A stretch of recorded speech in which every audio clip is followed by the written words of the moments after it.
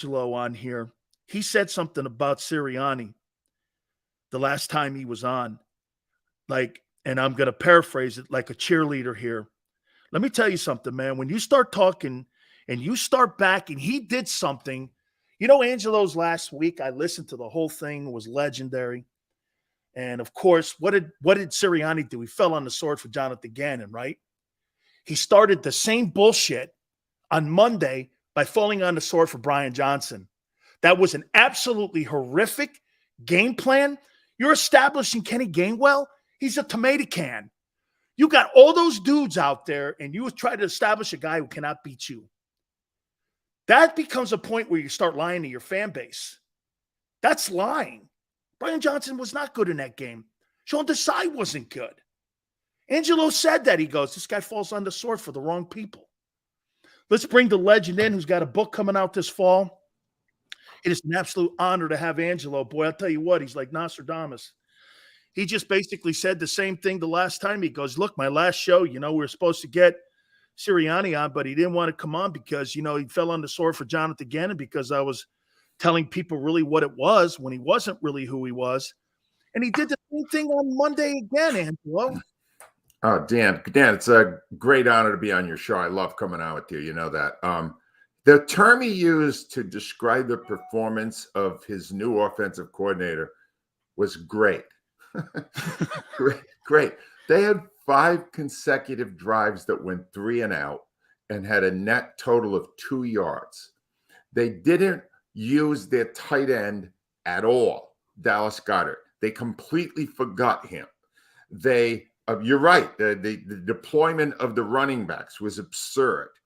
The guy goes for it on 4th down at midfield, up 5, and hands the Patriots one last possession to beat them.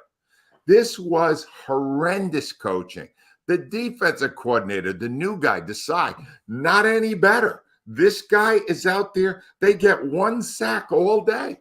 They don't blitz. They don't go after him. They had 70 sacks last year with Gannon there. They got 1 in the first game. Then they did everything they could possibly do to blow the game. But the Eagles' talent base is strong enough to survive one of the worst coach games you'll ever witness in your lifetime. How about this, Angelo? Even Tony Romo was pointing this out again. Now, I don't know if it was the construction of the sequence of plays inside of a series, but Hurts had guys streaking across the backside wide open. There were like 6 or 7 wide open guys, and he completely missed these guys because they were predetermined throws, and it looked like the 2021 Jalen Hurts. Were you disappointed with Hurts? Well, I got a word for that. It's called rust. He didn't play the whole preseason. Hadn't played a game since Super Bowl, really. They think somehow they're going to, by using these joint practices with other teams, they're going to simulate game. No, it doesn't work. You understand? And afterwards, Sirianni, the one thing he said that was borderline honest was when he went, next year I might take a look at how we deploy our preseason because they're so terrified somebody's going to get injured. Well, they get hurt in the first game anyway. Get them out there and get them ready to play football. There's only 17 of these. If you end up a game short at the end, it's because you blew one early. It's so, Dan, it's the weirdest thing. They won the game, right? I don't know anyone. I had my own little watch party with some of the people that used to call my show. Nobody was happy. The biggest fans in the city looked at that and went, what the hell? Did they learn nothing? What are they doing? Are they trying to blow games? It was frustrating. They won, and all we've done all week is bitch. Welcome to Philadelphia. I think, though, Angelo, it was because of the way that we all thought this because we saw it at the beginning. And I went out there and said, I thought it'd be 27-20, somewhere in there. Right. Eagles would win the ball game. But I said the worst thing you could possibly have is this. Them have the ball in a 2-minute drive to win a ball game against, they're the inferior roster. Totally. They made Hunter Henry and Giesick look like all-pro tight ends. Totally. The whole point is that offense has got to do a hell of a lot more against the Patriots defense than they did. They did nothing. I mean, they take away the pick six. What'd they do? They got 4 field goals and 1 TD on a short field, 25 yards. That's all they did the whole game. And then to have the coach come out and praise the coordinator, why doesn't he just look in the eyes of the Philadelphia sports fan and say, stay tuned all year. All I'm going to do is lie to you. I'm going to lie to you every damn day to protect the people in my organization. That doesn't fly here. Dan, you want to piss off the people in Philadelphia? Keep looking in their eyes and lying to them. See how long that works. Absolutely. How do you feel about going into tomorrow's game with Christian Ellis, Zach Cunningham, and Nicholas Morrow as your linebackers versus TJ Hawkinson, KJ Osborne, Jordan Addison, and Justin Jefferson? I'm going to assume we're going to have a little bit of a shootout tomorrow night. I'm going to assume that the Eagles high scoring their offense. The Vikings defense is nothing. This should be a track meet. There should be a lot of run back up and down the field. And what I would like to see as an Eagles fan is enough pressure on Cousins so that he does what he did in the first game and turns it over. Just keeps giving it to you because he'll do that. But you got to get in his face. And you're not going to get in his face with 1 sack. They got these Georgia kids now, Dan. These kids are manhandling people in the middle of the line, and they're still not getting to the quarterback. They never blitz. Oh, my God, I don't want to do that. And frankly, Reddick and Sweat and those guys had an off game. They got to terrorize the other quarterback. They got to scare him. They got to flush him out of the pocket. And they got to force him into mistakes. And if they do that, the Eagles are still, again, the better roster. They should win the game. They're home opener. It'll be a very excited crowd. They should win the game. If they don't ever have to look any further with this organization than at the sideline and the head coach and the 2 coordinators, because those guys right now, they announced to the world last Sunday, we actually may not know what the hell we're doing. That's what you saw.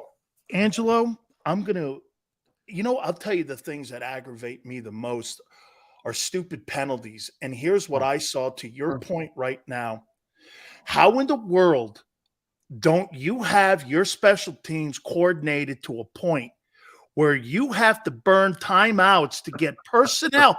Angelo, that takes no ability or talent to know where to line up. It takes no ability. You have one job. I'm on punt return, kickoff return, or punt coverage. That's my job. You're calling timeouts because you can't get the proper personnel. That's sideline organization. That crap doesn't happen on a New England Patriots sideline or any good coach sideline. 100%. And I'm glad you brought it up, Dan, because sometimes we forget special teams, much like the Eagles organization does. The guy's name is Michael Clay, and he has had these specialties for 3 years under Sirianni, and they have sucked. The first 2 years and the first game of the third year. Couldn't even get personnel on the field. Still carrying a punter who was ranked 33rd out of 34, something like that. I don't know if they don't prioritize it or if somehow this ability Sirianni has to cover for his top assistants extends to the point where he'll keep one on who has not demonstrated a competence to handle the job. It isn't like the first 2 years under Sirianni, Clay's special teams have been even good. They've been lower half all 3 years, including the first game of this season. And he just stays with them. And then you want to ask him, what did you think of the special teams? They're coming along. I saw a lot of potential there. I don't know if you saw that play in the second quarter where the guy came out and oh my God, we'll see a lot more of that in the days to come. It's frustrating to me because, Dan, when I wrote this book, I wrote it about a fan base that can tell the difference between BS and just simple facts, honesty. And how does a guy in his 3rd year as a head coach, Nick Sirianni, still not understand the value of being somewhat honest to the fans? It's outrageous. I will tell you folks, the book's coming out in the fall too, so we're all Loud. anticipating. It's called Loud, like me, and it's on Amazon right now. You can pre-order. Man, and one I'm thing I telling you, it's totally going to love, make a big splash, Danny. I totally love the one thing I love even more so than ever about Philly is all the paisans that are on the air. I mean, holy cow! I mean, it's like, hey, you wanna know where if you're Italian, where you could go to work and you want to be on the air and you're a paisan. There's only one city on the planet. That's Philadelphia. Because I mean, it's like the Italian broadcasting mafia, man. We're all sitting there in Philly. There. Let me throw this at you here too. Maybe that tells us a little more about the control that Nick doesn't have. Because is he covering for Howie in the front office on why a guy like Michael Clay? Because you and me can see it, anyone in their right mind. And if that was Andy Reid, Reid's blowing that guy out. He's not keeping that guy around. Doesn't this tell you more about the lack of control that he has over his own roster? You know, I've spent a ton of time, way too much, thinking about that question, Dan, because I try to put myself in Howie Roseman's shoes. And it's just hard for me to accept the fact that Roseman watches this stuff, endorses it, maybe forces it to happen when he has put together a terrific roster. If you have made all these moves, the last 3 drafts have been fantastic. The maneuvers, getting A.J. Brown here, all the moves that he made. Would you then want to sit there on Sunday and watch Dallas Goedert get no targets or 1 target in the whole game? Wouldn't you? I mean, why would you enable something when you know you've created a roster that's worthy of a Super Bowl? You got there last year, all right? And now you're going to enable the failure of it by endorsing people who are making decisions. No, I don't. I want to buy it because I've always believed that the Eagles organization likes their coaches to say yes whenever they're asked the question, you know? Yeah. But if I'm Howie Roseman, I put that roster together, I want a coaching staff that's going to get the most out of it. And they didn't do that Sunday. And I'm not sure they're going to be able to do it this year. I honestly don't. And when you replace Jonathan Gannon, public enemy number 1 in Philadelphia, for blowing a Super Bowl, and the guy that follows him doesn't look better right from the beginning, for me, alarms go off. You go, wow, what is this guy doing? Come on. Look at the talent on that side of the ball. Use it. Get aggressive. Make some plays. Do you think that Gainwell decision to start him and establish him was a coaching decision or a collective group decision to try to establish him? Because, I mean, like you said, Angelo, that guy's not going to win you ball games. Well, look at the guys you have. You have AJ, Devontae, Goddard, Jalen. I mean, I'm not privy to the inner workings of the organization, Dan, but I think it was a coaching decision because in the latter stages of last season, Sirianni fell in love with Gainwell, started using more and more and more. Do you like him? A ton in the Super Bowl, a ton. Do you like him? Love with him. I don't know why. I don't see it. Right? I don't either. I don't see it. But then they did bring in other guys. They did bring in Swift. They brought in Penny. They brought in other guys. They even activate Penny for the game. The other thing is they know they have a secret weapon. It's not really that much of a secret, but when you're inside the red zone, if you want to look at some numbers, Dan, Boston Scott, he's tiny. He gets behind these big linemen. They can't see him. His numbers inside the red zone are mind-boggling. He is sensational. I don't think they used him that way the whole game Sunday. There was a disconnect when they lost the 2 coordinators with the coach and whoever was replacing him, because those 2 guys came out and they flopped. And if they flop Thursday night and the Eagles lose the game, then we'll start to see panic in the streets. See, I think the offense was more rust and the defense is personnel. Okay. And I went back and watched the 22. And, well, because of this, I mean, the linebackers couldn't cover a soul. The secondary had issues again with crossing routes.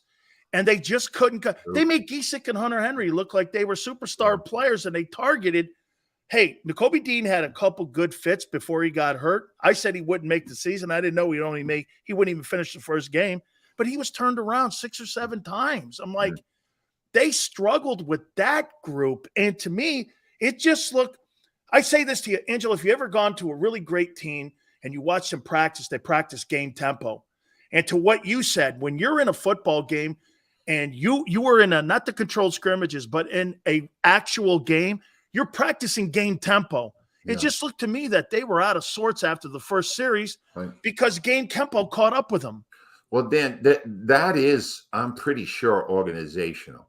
This Eagles organization has devalued the linebacker position for a long time. They've never used top picks on it. They often take journeymen. They did take a shot with Dean, and Dean hasn't looked great yet, and he's hurt again. He gets hurt a lot.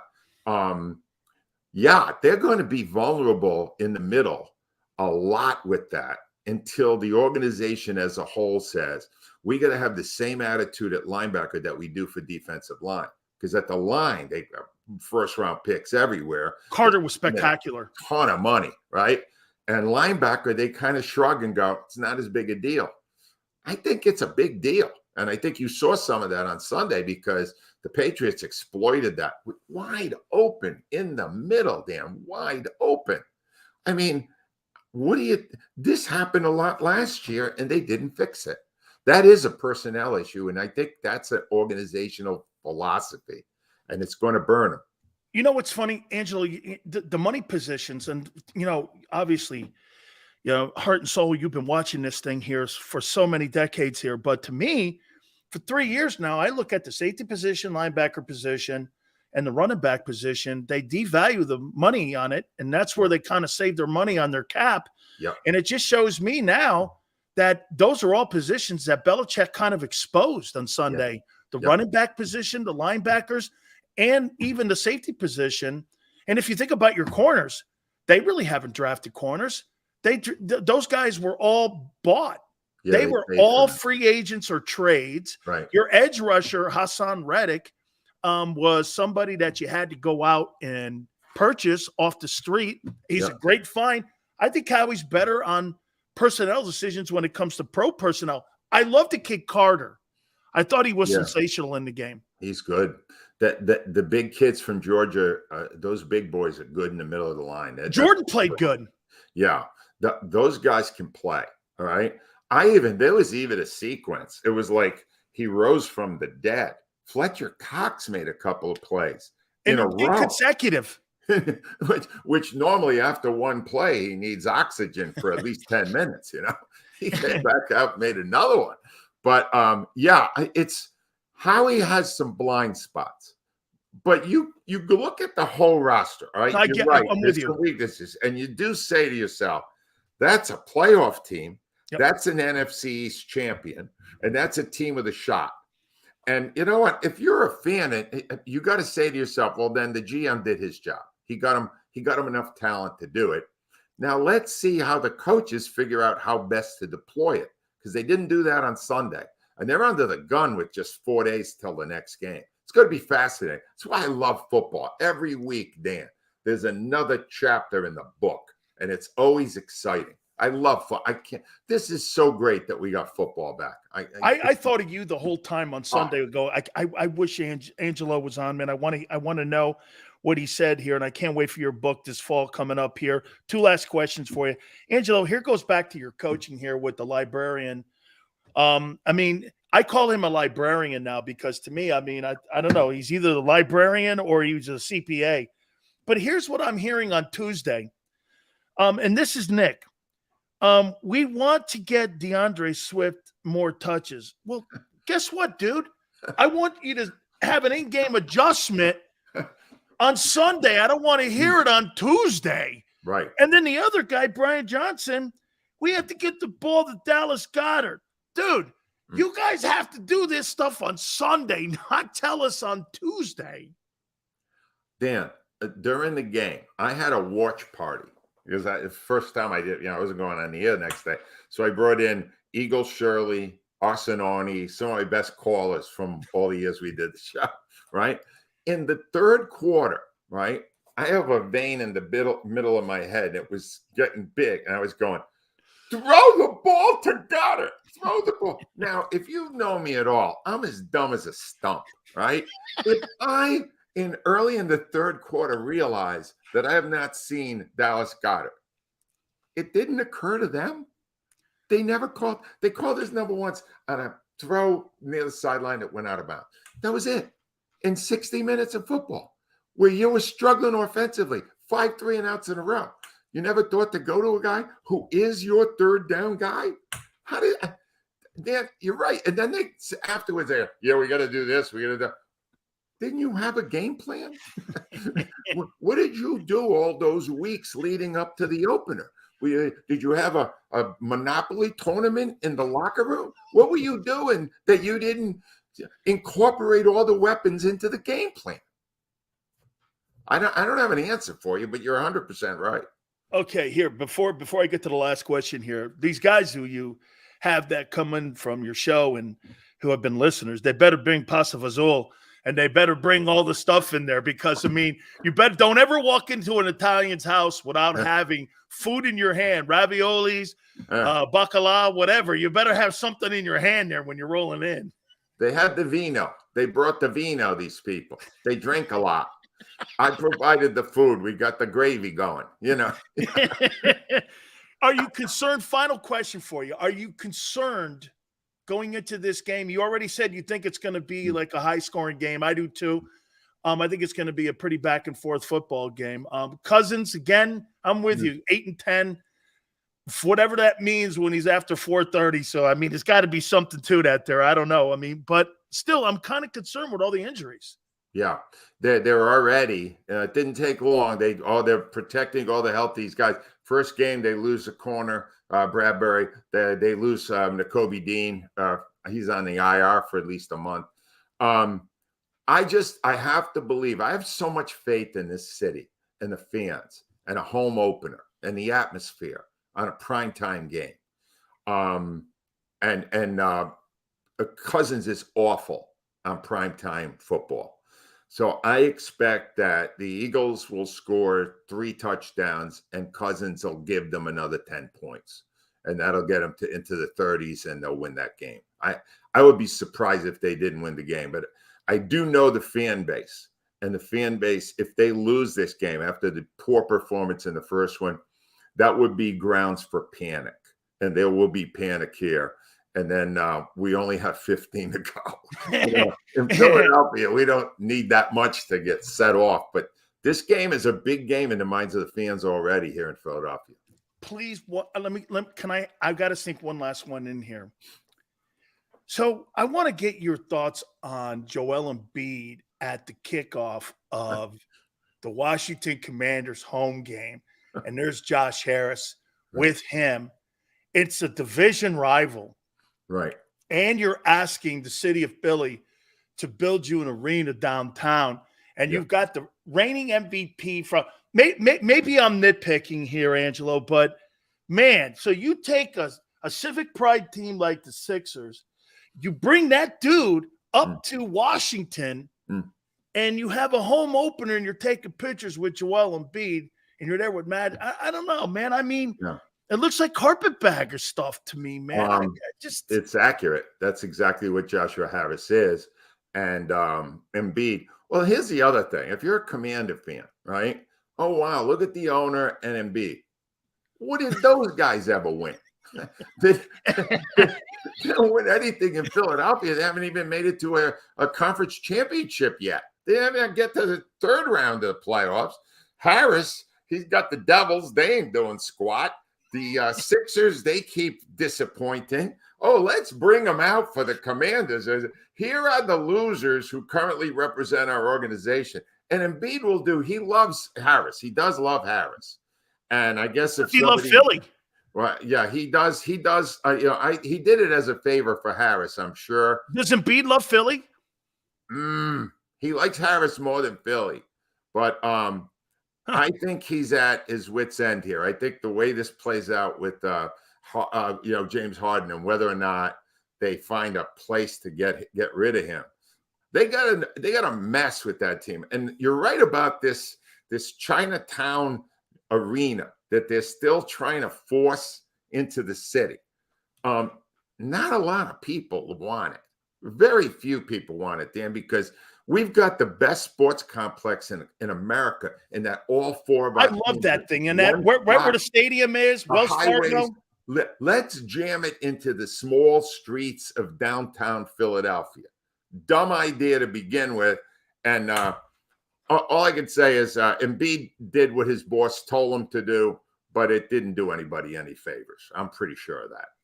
Tell the folks they can get the book now before it's actually in stores, Right. and where There's they a can couple go. of ways. All right. One is if you go on Amazon, you can pre-order it. It's called Loud. Just do Loud and Angelo Cataldi, you get it. I also have a website now, angelocataldi.com, where if you want a personalized copy, you can order one there, and I'll write whatever you want, even like swear words, as long as you're buying the book, right? I'll even send you a meatball from our latest batch. How's that sound, Ben? As long as the meatball's got bread in it, it's got egg in it, it's got the truth. See, my wife, she's not really Italian. My grandmother would say that to you. So, her mother tried to give me a meatball. I'm like, that's an American meatball. That's not really a meatball. Okay, an Italian meatball is day old bread, an egg, Parmesan cheese. You put it all in there and you fry them up. Then you drop them in the gravy, in the sauce, and you're ready to rock and roll there. The beef, Angelo, the pork, and the veal. You got to have all three of them in there with the Locatelli cheese. Oh, now you got a party. Hey, do you miss the mic? What? Not that much. Although the one show I love coming on is Dan Sileo's. I don't know if you know about it. It's fun. Anytime you ask, Dan, I love talking to you. You really know. God Almighty, man. That's such an honor to have you, man, part of us. And you know what I think of you. I think you're one of the godfathers of radio. And thank you so much for doing this, Angelo. Can't wait to talk to you again. Thank you, my friend. Sounds good, Dan. Be well. Thanks. You got it. Great. Angelo Cataldi, man. I just absolutely love that, man. Very good stuff. I got to take a quick time out, but before I do that, do me a favor.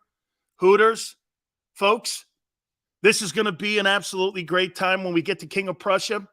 7 locations also in the Northeast area. We're going to love this here when we do this. It's the 40th anniversary, the iconic Hooter girls. Look, if you don't want to go into any one of the places, you can go to hooterstogo.com, get the food, take it back home. Go into some of the places in there, though, dude, and you have to try some of the specials. Buy 10 wings, get 10 boneless free. Wing Wednesdays, 1983, that's the year the wing. That's the year that Hooters was founded, is 1983 by Ed Drotsky and Passwater and Denise and all those great folks. That's the year they found the place. Kids eat for free on Saturdays. NortheastHooters.com to find one of the 7 locations nearest you. And when you roll into Hooters, do me a favor, tell them Big Sil sent you.